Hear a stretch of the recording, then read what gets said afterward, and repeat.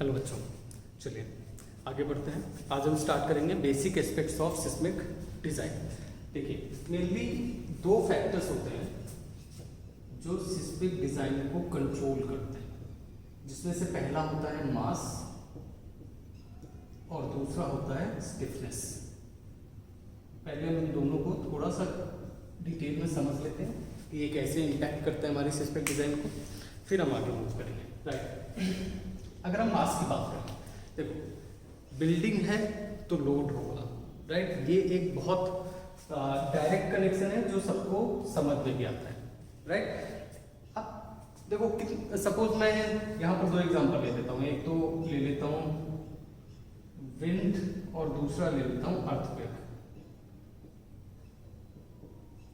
ये अपने अपने तरीके से हमारे स्ट्रक्चर को फेल करने का ट्राई कर रहा है। स्ट्रक्चर में लोड तो पहले से ही है, विंड भी अल्टीमेटली लोड लगाएगा, लेकिन जब हम अपने नॉर्मल स्ट्रक्चर की बात करते हैं तो वहां पर जो लोड है वो क्या होता है, प्रेशर की फॉर्म में नहीं होता है, वो डायरेक्ट लोड होता है जो इम्पैक्ट करता है। But in the case of wind ये क्या बन जाता है, प्रेशर। मतलब विंड जो फोर्स लगाएगा आपके स्ट्रक्चर में, है ना, सपोज ये स्ट्रक्चर है और इधर से विंड लग रहा है, इसका ये कुछ फोर्स लगाएगा। कहाँ लगाएगा, एक पर्टिकुलर एरिया में। राइट, तो यहां पर जो फेलियर होगा वो प्रेशर की वजह से होगा, है ना, क्योंकि फोर्स पर यूनिट एरिया लग रहा है। इन द केस ऑफ अर्थक्वेक यही बन जाता है इनर्शिया फोर्स। देखो है, सब कुछ है फोर्स की वजह से। हम अगर नॉर्मल हमारी बिल्डिंग में हम टेंसाइल या कंप्रेसिव फेलियर्स लेते हैं तो वो भी किसकी वजह से होते हैं, लोड की वजह से होते हैं। राइट, लेकिन यहाँ पर वो चेंज हो जाएगा, यहाँ पर हो जाएगा वो pressure in the case of wind, और in the case of earthquake हो जाएगा इनर्शिया फोर्स। मैं समझाता हूँ इनर्शिया फोर्स क्यों हो जाएगा। क्योंकि जैसे ही अर्थक्वेक होगा आपके ग्राउंड से ये बिल्डिंग शेक करेगी। राइट, ग्राउंड से ये बिल्डिंग क्या करेगी, शेक करेगी। जहां से कनेक्शन है बेस से ये बिल्डिंग शेक करेगी। राइट, और वहां से जनरेट होता है इनर्शिया। राइट, क्योंकि इनर्शिया कैसे जनरेट होता है, क्योंकि अगर बिल्डिंग की पोजीशन इधर उधर होगी तो उसका सेंटर ऑफ मास डिस्टर्ब होगा, है ना। हमने सब इनर्शिया का डेफिनेशन पढ़ा हुआ है। सेंटर ऑफ मास डिस्टर्ब होगा तो उसमें इनर्शिया फोर्स जनरेट होगा। However inertia force directly proportional to होता है मास। इनर्शिया फोर्स mr², आपको शायद याद हो, है ना, हमने I पढ़ा था mr², डायरेक्टली प्रोपोर्शनल होता है मास की। राइट, लेकिन यहाँ पर इम्पैक्ट क्या करता है, इनर्शिया फोर्स। क्लियर है, मैं फिर से समझाता हूँ कि जो बेसिक फैक्टर्स हैं, एक तो मास है और दूसरा क्या है, स्टिफनेस। राइट, और मास किस फॉर्म में एक्ट करता है इन the case of earthquake, that acts in the form of inertia force. Right, अब हम आ जाते हैं स्टिफनेस। स्टिफनेस आप बोल सकते हैं complementary of flexibility. Flexibility, suppose एक स्प्रिंग है, राइट, फॉर एग्जांपल। अब अगर आप इसमें लोड लगाते हो, है ना, तो सपोज इसमें कुछ डिफ्लेक्शन होता है। इसको हमने मान लिया है डेल्टा, ये जो डिफ्लेक्शन हुआ है, और स्प्रिंग यहां पर पहुंच गई है। अब मेरी बात ध्यान से समझना, जितनी आसानी होगी आपको ये स्प्रिंग पुश करने में वो है फ्लेक्सिबिलिटी। राइट, और जितनी डिस्टरबेंस होगी, मतलब ये स्प्रिंग जो आपको रेजिस्टेंस देगी, है ना, अगेंस्ट योर प्रेसिंग, वो है स्टिफनेस। राइट, दोनों एक दूसरे के बिल्कुल उल्टे हैं। स्टिफनेस क्या होता है, जैसे ही कोई चेंज आता है और आपका मेंबर रजिस्ट करता है उस चेंज को, राइट, उस चेंज को। बट ये चेंज कौन सा है, फिजिकल चेंज। जैसे ही कोई फिजिकल चेंज हो रहा है मेंबर में और आपका मेंबर को रजिस्ट कर रहा है, उससे हम बोलेंगे स्टिफनेस। राइट, और ये होता ही है, जैसे ही अर्थक्वेक आएगा शेकिंग होगी। सो मेंबर क्या होगा आपका, या तो एक्सपेंड करने का कोशिश करेगा या तो कॉन्ट्रैक्ट करने का कोशिश करेगा, मतलब उसकी फिजिकल शेप में चेंज आएगा। और जैसे ही ये चेंज आएगा वैसे ही कॉन्सेप्ट कौन सा आ जाएगा, स्टिफनेस का। क्लियर है ना। तो हम ये बोल सकते हैं कि स्टिफनेस और फ्लेक्सिबिलिटी दोनों एक दूसरे के जस्ट अपोजिट होते हैं। मतलब अगर डेफिनेशन में लिखना चाहो, फॉर्मूले में लिखना चाहो, तो स्टिफनेस होता है फोर्स अपॉन डिफ्लेक्शन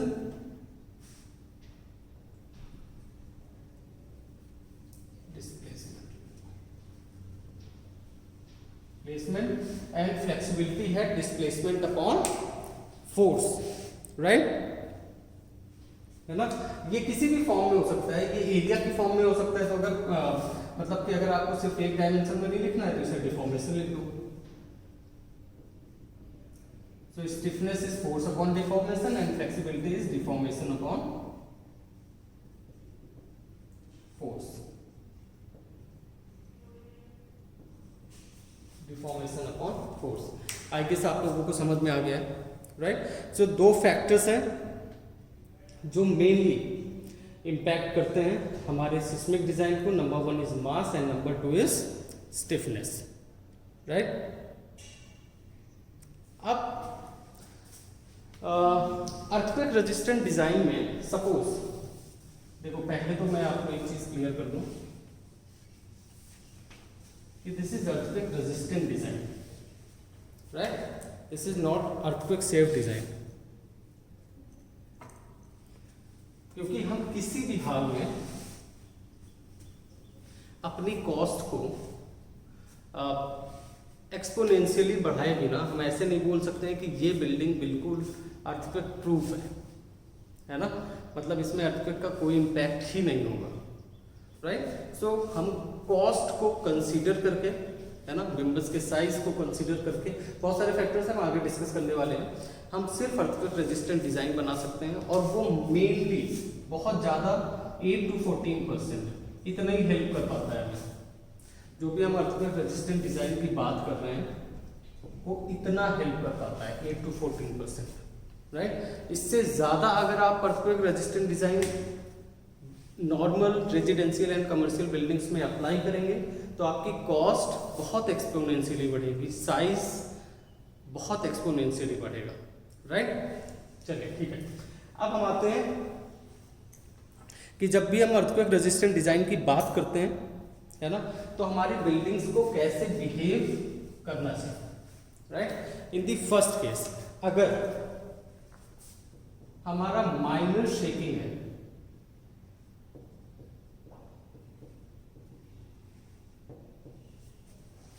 राइट, अगर माइनर शेकिंग है, हाउएवर ये अगर फ्रीक्वेंट भी है तब भी सेम बात है। फ्रीक्वेंट का मतलब है, मैं आगे समझाता हूँ क्या बोलने की कोशिश कर रहा हूं मैं। अगर माइनर शेकिंग है तो इसमें स्ट्रक्चरल एलिमेंट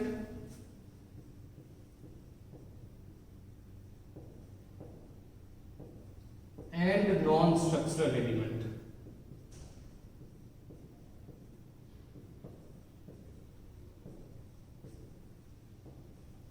इन दोनों में कोई डैमेज नहीं होना चाहिए, राइट। अगर आप अर्थक्वेक रेजिस्टेंट डिजाइन कर रहे हो, है ना, तो एटलीस्ट माइनर शेकिंग में, अब देखिए कभी कभी क्या होता है ना कि 2-3 बार लगातार, एक बार अर्थक्वेक आता है और फिर रिवर्स करके आता है ना, कुछ टाइम बाद।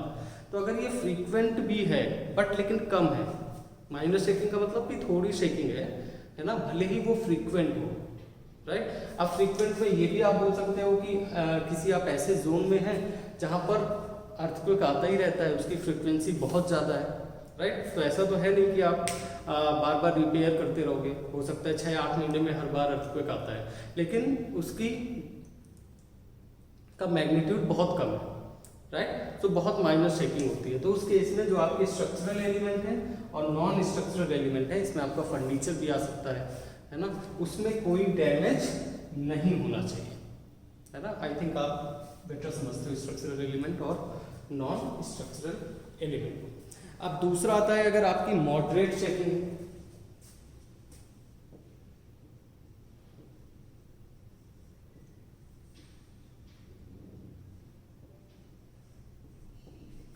Right, in the case of moderate shaking, इस केस में मतलब माइनर डैमेज हो आपके स्ट्रक्चरल एलिमेंट्स का, minor damage to structural elements and some damage to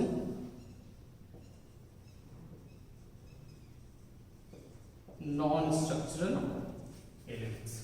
Minor damage to structural elements and some damage to non-structural elements. मतलब इतना damage जो repair हो सके, राइट? वो डैमेज जिसे हम रिपेयर कर सकें, वो आपका मॉडरेट शेकिंग में हो। अगर इतना होता है तो हम बोल देंगे कि जो हमारा डिजाइन है ये अर्थक्वेक रेजिस्टेंट डिजाइन है, right? And in the last case, अब अगर आपकी शेकिंग बहुत हैवी है, सेवियर शेकिंग, तो इन केस में हम कंप्लीट डैमेज तो अलाउ कर सकते हैं, राइट? कि स्ट्रक्चरल एलिमेंट में डैमेज हो जाए लेकिन कोलैप्स नहीं, राइट? देखो, मैक्सिमम बिल्डिंग या बहुत लार्ज परसेंटेज ऑफ बिल्डिंग्स, चाहे वो रेजिडेंशियल हो या कमर्शियल हो, वो कंक्रीट पर डिपेंडेंट हैं, राइट?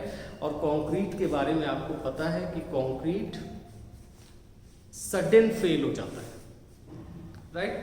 क्या होता है, कोई डक्टिलिटी तो होती नहीं है उसमें कि अपने आप को स्ट्रेच कर पाए। टेंसाइल स्ट्रेसेस में बहुत ज़्यादा वीक होता है कंक्रीट, है ना?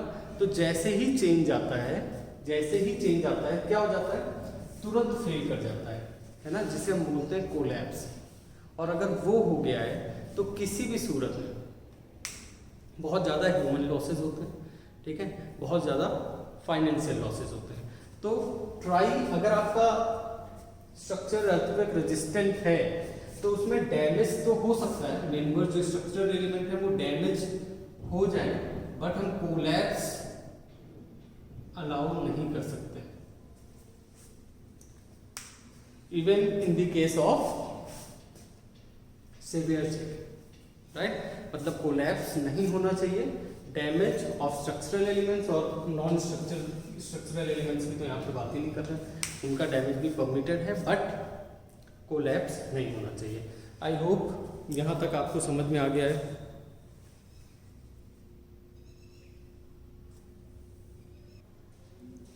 राइट? अब ये तीनों केसेस आप यहाँ पर फिगर से भी समझ सकते हैं।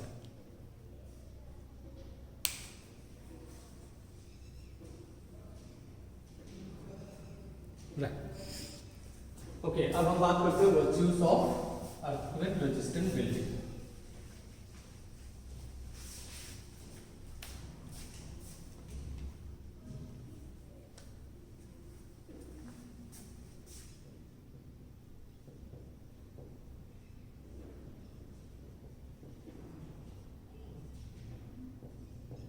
Earthquake resistant structure, right?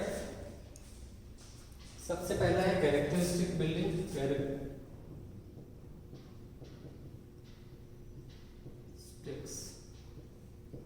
Of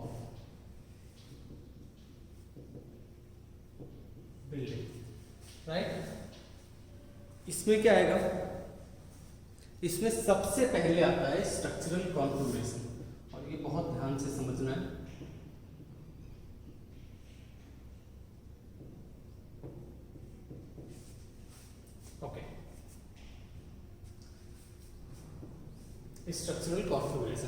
structural configuration में सबसे पहले हमारी ज्योमेट्री क्या है?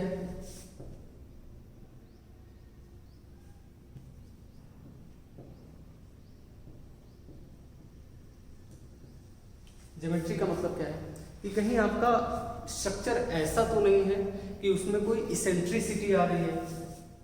इस वर्ड को ध्यान से समझिए, मैं समझाता हूं आपको इसेंट्रिसिटी क्या होती है। एक जनरल एग्जांपल लेते हैं। सपोज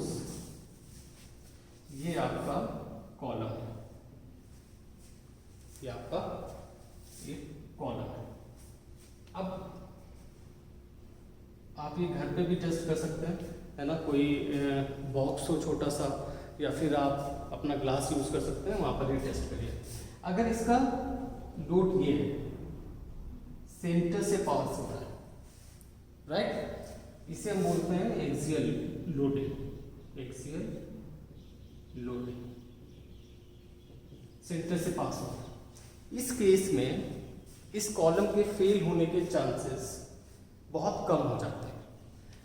ऑन दी कॉन्ट्ररी, अगर मैं सेम कॉलम में यहां पर लोड लगाऊं, राइट, अगर मैं यहां पर लोड लगाता हूं तो क्या ये ओवरटर्निंग के चांसेस बढ़ जाते हैं?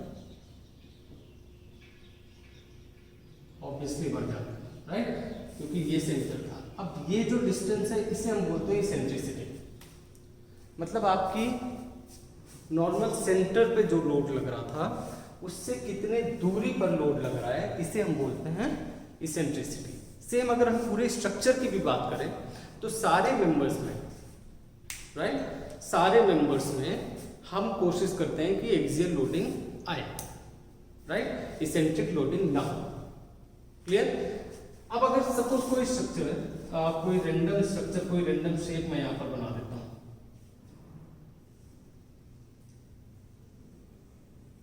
एक ये बिल्डिंग फॉर्म है, राइट, और दूसरी ये बिल्डिंग फॉर्म है, राइट। अब ये बिल्डिंग फॉर्म, यहां पर जो लोड है पूरे बिल्डिंग का वो एक्सियली एक्ट कर रहा है। किस वजह से? शेप की वजह से, ज्योमेट्री की वजह से, राइट। इन दिस केस ऐसा नहीं है ना, तो इसे हम बोलते हैं इसेंट्रिसिटी।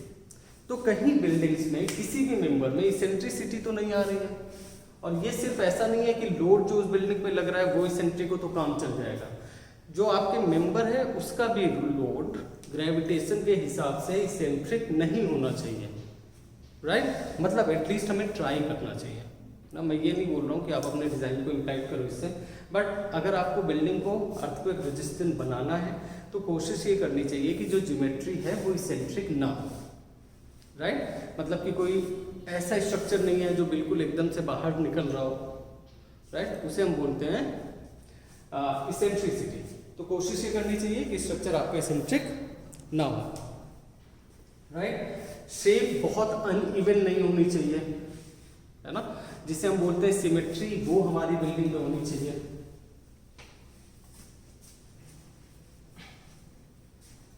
दूसरा हो जाता है सिमेट्री, ये होनी चाहिए हमारे स्ट्रक्चर में, राइट। एंड तीसरा साइज।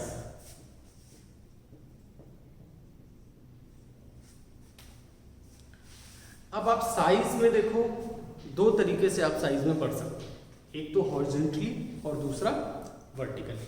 अब आप मुझे बताइए कि किस साइज में, अगर आप हॉरिजॉन्टली साइज इंक्रीज कर रहे हो और वर्टिकली साइज इंक्रीज कर रहे हो तो कौन सा सेफ है, राइट। मेरे हिसाब से अगर आप वर्टिकली साइज इंक्रीज कर रहे हो तो ये डिफ्लेक्शन जो है ये आपका ज्यादा होगा। For example,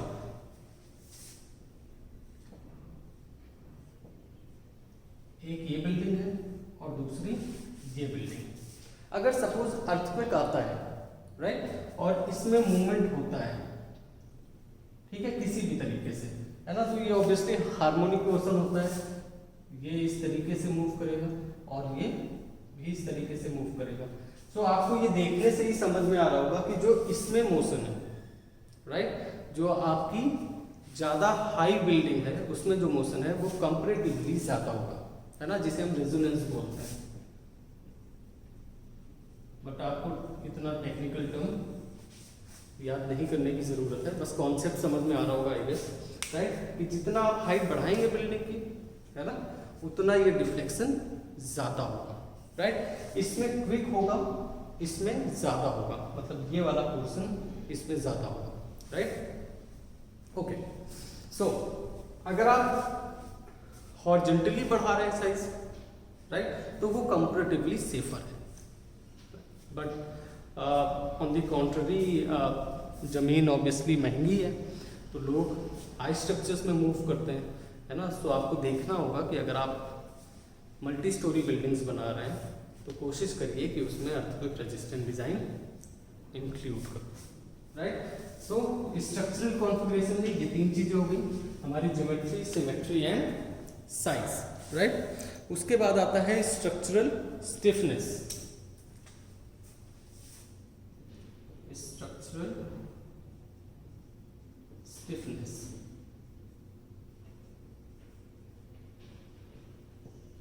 structural stiffness. अब इससे क्या मतलब है, स्ट्रक्चरल स्टिफनेस का क्या मतलब है? स्ट्रक्चरल स्टिफनेस का मतलब है कि जो आपका चेंज है उसको रेजिस्टेंट करने की पावर, राइट।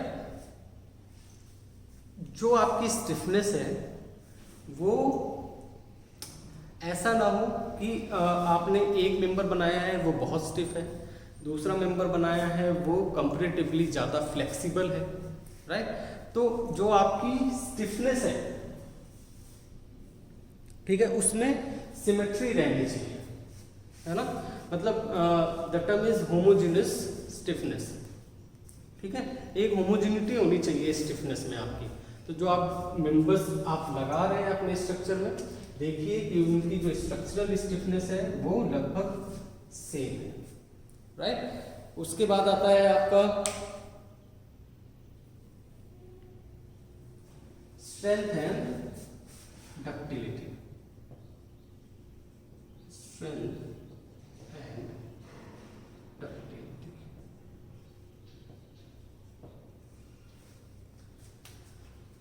देखो अल्टीमेटली हम कितनी भी ये बात कर लें कि हम अपने मेंबर्स को कैसे प्लेस करेंगे, राइट, हम अपने मेंबर्स को कहाँ प्लेस करेंगे, हम शेप क्या रखेंगे, हम साइज क्या रखेंगे, हम ज्योमेट्री क्या रखेंगे, लेकिन अल्टीमेटली एट द लास्ट जो सारा इम्पैक्ट है वो आता है स्ट्रेंथ में। अगर आपका मटेरियल वो लोड कैरी करने के लिए कैपेबल नहीं है, राइट, तो आप कुछ नहीं कर सकते हैं चाहे जितनी प्लेसिंग और ज्योमेट्री में आप काम कर लो, करेक्ट। क्योंकि इन द लास्ट जो वो लगता है वो लोड की फॉर्म में ही लगता है। हम जो डिज़ाइन में भी इंक्लूड करते हैं वो अर्थक्वेक लोड इंक्लूड करते हैं, राइट, कि सडन शेकिंग की वजह से क्या लोड बनेगा, राइट। वो ऑब्वियसली वो जो नॉर्मल लोडिंग है उससे थोड़ा सा ज़्यादा ही होता है, राइट। सो अगर आपके मटेरियल की स्ट्रेंथ कैपेबल नहीं है वो पर्टिकुलर लोड कैरी करने के लिए, तो आपका जो भी डिज़ाइन है वो अर्थक्वेक रेजिस्टेंट नहीं हो सकता है, right. Next term is ductility, जो कि बहुत ज़्यादा मिसिंग होती है कंक्रीट में, राइट। स्टील डक्टाइल है, राइट। आई गेस डक्टिलिटी आपको पता होगी कि अगर डक्टिलिटी इज द प्रॉपर्टी जिसकी वजह से अगर हम मटेरियल को स्ट्रेच करें तो वो थिन वायर में चेंज हो जाता है बट ब्रेक नहीं करता, right. Malleability is the property जिसकी वजह से अगर हम उसे हैमर करें तो वो थिन शीट्स में कन्वर्ट हो जाता है बट ब्रेक नहीं करता, जो कि मेटल्स में ज़्यादा होती है, राइट। तो ये जो डक्टिलिटी है ये भी बहुत इंपॉर्टेंट है। सो हमें ट्राई ये करना चाहिए। और ये डक्टिलिटी कैसे आएगी मेंबर में?